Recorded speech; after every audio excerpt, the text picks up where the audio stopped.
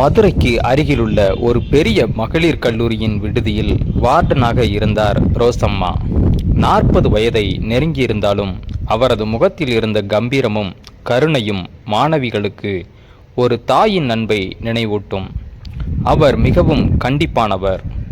ஆனால் அந்த கண்டிப்புக்குள் மறைந்திருந்த அன்பை அனைவரும் உணர்ந்திருந்தனர். அதே கல்லூரியில் புதிதாக கணினி பேராசிரியராக சேர்ந்தார் அரவிந்த். வயது 35. அமைதியான குணம், புத்திசாலித்தனம், மாணவர்களிடம் நல்ல பெயர். முதல் நாளிலேயே அரவிந்தை பார்த்த ரோசம்மா ஏனோ அவரை பற்றி அதிகம் யோசிக்க தொடங்கினார்.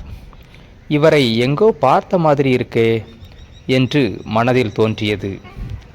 ஒரு நாள் மாலை விடுதி வளாகத்தில் மழை பெய்து கொண்டிருந்தது. அரவிந்த் குடையின்றி நின்று கொண்டிருந்தார். சார், இப்படி நின்னா நனைஞ்சிடுவீங்க, இதை எடுத்துக்கோங்க என்று தனது குடையை நீட்டினார் ரோசம்மா. அந்த சிறிய சம்பவம் இருவருக்கும் நட்பின் ஆரம்பமாக மாறியது. நாட்கள் நகர்ந்தன. மாணவிகளின் நலன், கல்லூரி நிகழ்ச்சிகள், புத்தகங்கள், இசை என்று பல விஷயங்களை பற்றி பேசத் தொடங்கினர். அரவிந்துக்கு ரோசம்மாவின் முதிர்ச்சியான சிந்தனை மிகவும் பிடித்தது. ரோசம்மாவுக்கும் அரவிந்தின் நேர்மையும் மரியாதையும் பிடித்திருந்தது. ஆனால் மனதின் ஆழத்தில் ஒரு பயம் இருந்தது. நான் அவரை விட வயதில் பெரியவள், இது சரியா என்று பல முறை யோசித்தார். அதே நேரத்தில் அரவிந்தின் மனதில் காதல் வளர்ந்து கொண்டே இருந்தது. ஒரு நாள் கல்லூரி விழா முடிந்த பிறகு அனைவரும் சென்று விட்டனர்.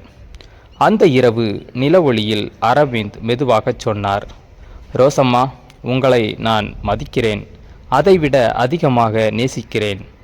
அந்த வார்த்தைகளை கேட்ட ரோசம்மாவின் கண்கள் கலங்கின. ஆனால் அவர் பதில் சொல்லவில்லை. அமைதியாக அங்கிருந்து நடந்து சென்றார். அடுத்த நாள் முதல் அவர் அரவிந்தை தவிர்க்க ஆரம்பித்தார். ஏன்?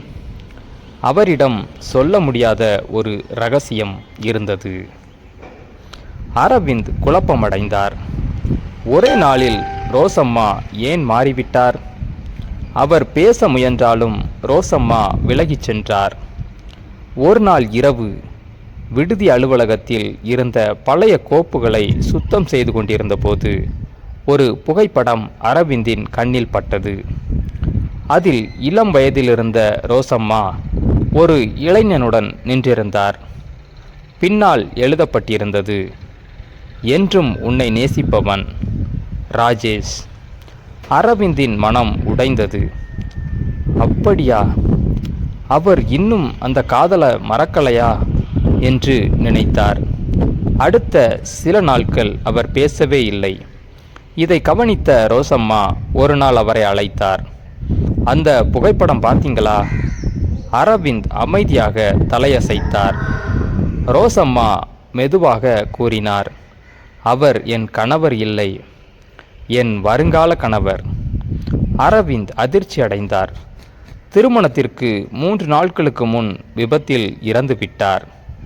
அவரது கண்களில் கண்ணீர் வழிந்தது. அதுக்கப்புறம் நான் யாரையும் காதலிக்கவே இல்லை. அரவிந்த் மெதுவாக அவரது கையை பிடித்தார். கடந்த காலம் உங்கள் தவறு இல்லை, வாழ்க்கை இன்னும் முடிஞ்சிடல. அந்த இரவு ரோசம்மாவின் மனதில் இருந்த பல வருட சுமை குறைந்தது. இருவரும் மீண்டும் நெருக்கமானார்கள். காதல் மலர ஆரம்பித்தது. ஆனால் அவர்களுக்கு தெரியாமல் இன்னும் ஒரு பெரிய ரகசியம் அவர்களை நோக்கி வந்து கொண்டிருந்தது. திருமணம் பற்றி பேச முடிவு செய்த நாள் கல்லூரிக்கு ஒரு வயதான பெண் வந்தார். அவர் நேராக ரோசம்மாவை சந்திக்க வேண்டும் என்றார். ரோசம்மா அவரை பார்த்ததும் அதிர்ச்சியில் உறைந்தார். அவர் ராஜேஷின் தாய். அந்த பெண் ஒரு பழைய உரையை கொடுத்தார். இதை நான் இத்தனை வருடமா பாதுகாத்து வைத்திருந்தேன். அதற்குள் ராஜேஷ் எழுதிய கடிதம் இருந்தது. கடிதத்தை படித்த ரோசம்மா அழத் தொடங்கினார். அதில் எழுதப்பட்டிருந்தது, எனக்கு ஏதாவது நடந்தால் என் வாழ்க்கையை நினைத்து நீ தனியாக வாழக்கூடாது. உன்னை உண்மையாக நேசிக்கும் ஒருவர் கிடைத்தால் அவருடன் சந்தோஷமாக வாழ வேண்டும். ரோசம்மா கதறி அழுதார்.